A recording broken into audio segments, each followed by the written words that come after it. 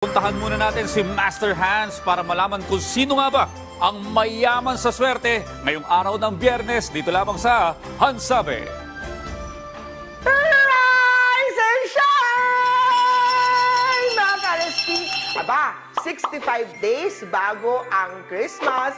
Merry Christmas! Kaya eto na muli ang mga inaabangang mga gabay, patnubay, paalala at prediksyon mula sa nag-iisang pambansang feng shui expert ngayong araw ng Friday, October 20, 2023.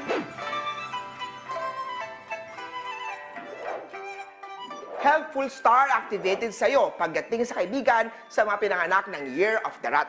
Siya ang tao mapagkakatiwalaan.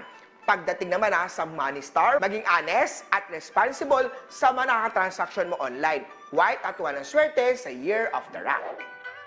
Punta naman tayo sa mga pinanganak ng Year of the Ox. Mahalin mo ang mga taong tumulong sa iyo, lalo pa noong panahong walang-wala ka. Makatulong ang pagsuot ng rose quartz sa right hand para ma-activate ang love life star na matagal mo na at mailap namang dumarating. 17 at green ang swerte sa Year of the Ox. Sa Tiger naman tayo, happy family star activated sa chart, kaya naman sundin ang payo ng magulang upang hindi pagsisihan sa huli. Magsuot ng something brown dahil ito ang maswerteng kulay. Number 6 naman ang maswerteng numero sa mga pinanganak ng Year of the Tiger. Eto naman sa Year of the Rabbit, huwag masyado ang pagiging mabait dahil may cheating star na activated. Ikaw ay posibleng maloko at madaya. Makakatulong ang pagsuot ng Black Onyx, iwas-iwas yan sa negative energy. Purple at 14 ang swerte kay Year of the Rabbit. Treat yourself naman, para enjoy ang kailangan ng mga pinanganak ng Year of the Dragon. Enjoy mo ang katas ng pinaghirapan at pagod mo. Makatulong ang pagsuot ng Black Onyx, pang-protect yan o pang-dispel yan ng mga negative energy. Number 3 at gray ang swerte kay Year of the Dragon. Eto naman ang mga pinanganak ng Year of the Snake. Conflict day to day. May kaibigan kang bad influence sa iyo, kaya naman mainam na iwas-iwas sa mga bad influence na kaibigan. Hindi lahat ng kaibigan mo ay tunay para sa iyo. Humanap ka rin ng partner na makakaunawa at matatanggap ng wholeheartedly para sa iyo. 2 at pitch ang swerte sa chart ng Year of the Snake. Hindi maganda ang pasok ng pera ngayong araw sa mga pinanganak ng Year of the Horse. Pero may kamag-anak naman na tutulong financially. Malaking tulong din ang pagsusuot ng rose quartz para ma-activate ang masayang love life star. Magsuot ng pink at 5 ang swerte kay Year of the Horse.